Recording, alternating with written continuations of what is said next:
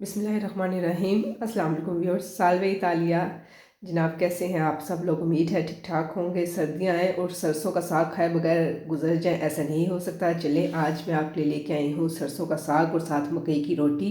इसे बनाना शुरू करते हैं, मगर इससे पहले अगर आपने अभी तक मेरे चैनल को सब्सक्राइब नहीं किया तो इसे सब्सक्राइब कर लें और बेल आइकन को दबाना मत भूलिएगा, ताकि आपको लेटेस्ट अपडेट्स मिलती रहें। साग बनाने के लिए सबसे पहले मैंने लिया है सरसों का साग। इसके मैंने फूल और मोटी डंडियाँ डिस्कार्ड कर दी हैं क्योंकि वो बिटर होती हैं।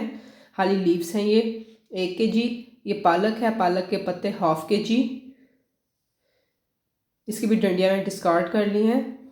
ये मेथी है, मेथी के पत्ते हैं फ्रेश, इसकी भी डंडियाँ मैं निकाल ली हैं। ये 1/4 किलो है, यानी 1 पाव।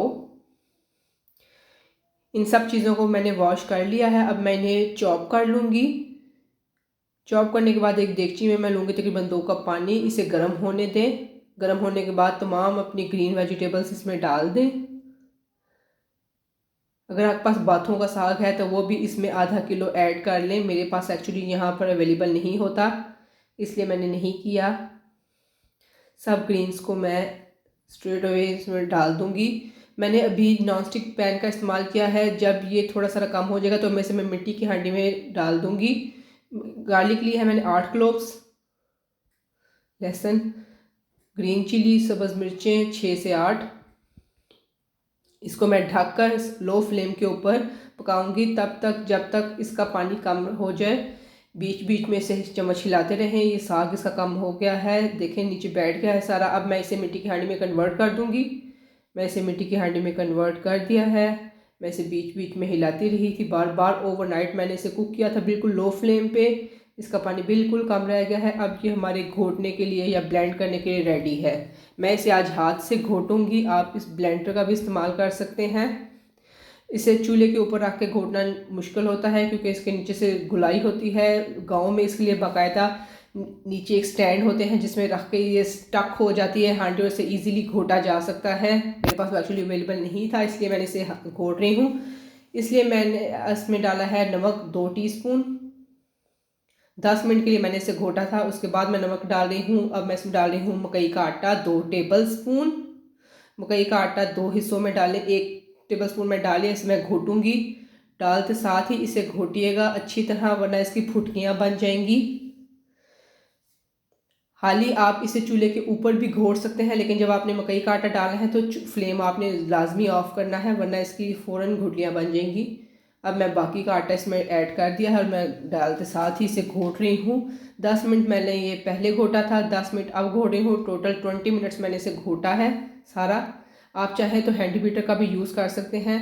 ये हमारा परफेक्ट तैयार हो गया है। अब मैं इसे स्ट्रेट अवे चूल्हे के ऊपर दोबारा रखूँगी कवर करके, लो फ्लेम के ऊपर, सिर्फ 5 मिनट के लिए। जस्ट आपने मकई के आटे का कच्चापन ख़त्म करना है। 5 मिनट के बाद ये हमारा रेडी है। बिल्कुल इसकी कंसिस्टेंसी देखें, बिल्कुल ऐसी इसकी कंसिस्टेंसी होनी चाहिए। इसे मैं कवर कर दूंगी और अब हम चलते हैं अपने मकई का आटा गूंदने की तरफ। मकई का आटा गूंदने के लिए मैंने लिया है सबसे पहले मकई का आटा 2 कप। लाइट के लिए सॉरी। नमक लिया है मैंने 1 टीस्पून। इसे पहले मैं मिक्स कर लूँगी पानी के बगैर। मिक्स करने के बाद अब इसमें लूँगी मैं नीम गर्म पानी हस्बे ज़रूरत।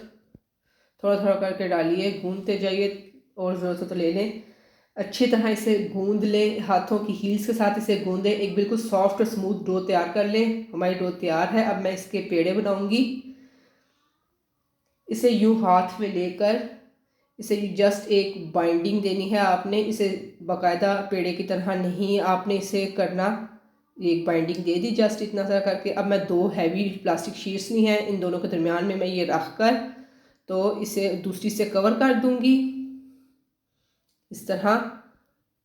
और इसके ऊपर जेंटली मैं इसे प्रेस करते जाऊंगी, घुमाती जाऊंगी, प्रेस करती जाऊंगी और एक गोल रोटी तैयार कर लूँगी। हाथ से ही बेलना बिल्कुल भी नहीं है। ये हमारी रोटी तैयार है। अब इसे उठाने का तरीका भी इस तरह, डायरेक्टली आप नहीं उठाना, प्लास्टिक के पेपर की मदद से ही उठाना है। इसे मैं गरम तवे के ऊपर डाल दूंगी। कोई घी अभी मैंने नहीं डाला। दोनों साइडों से एक जैसा कुक करना है। बड़ी एहतियात से इसे पलटिएगा। एक तरफ से कुक हो गया है, मैं इसे पलट रही हूँ। पलटने के बाद अब हम इसके ऊपर घी लगाएंगे। घी आपकी मर्ज़ी है, जितना मर्ज़ी आप यूज़ करें।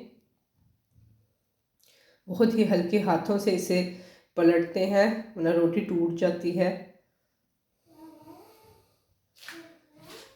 लीजिए जनाब, हमारी एक रोटी तैयार हो गई है। अब मैं इसे डिश आउट कर लूँगी। इसी तरह हम अपनी बाकी की भी रोटियां बेलते जाएंगे। इतने आटे से तकरीबन 4 रोटियां हमारी इस साइज़ की तैयार होंगी। अब हम अपना तड़का तैयार कर लेते हैं। तड़का तैयार करने के लिए सबसे पहले मैं एक पैन लूँगी। पैन में मैं फ्रेश बटर डालूँगी 3 टेबलस्पून। आप घी का भी यूज़ कर सकते हैं। गोल रेड सुरख मिर्चें डालूँगी 7 से 8। लहसुन लिया है मैंने स्लाइस किया हुआ तकरीबन 1 टेबलस्पून।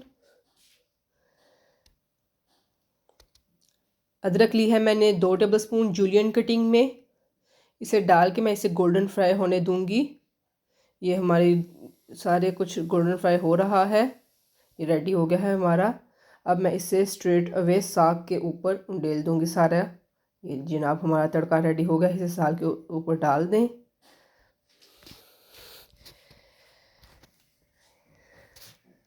जी तो व्यूअर्स, हमारा सरसों का साग और मकई की रोटी तैयार है। ज़रूर ट्राई करिएगा और मुझे कमेंट सेक्शन में बताइएगा कि आपको रेसिपी कैसी लगी। अगर आपको रेसिपी अच्छी लगी तो इसे लाइक करें, शेयर कर, कमेंट करें। मिलते हैं किसी अगली रेसिपी में। अल्लाह हाफिज़।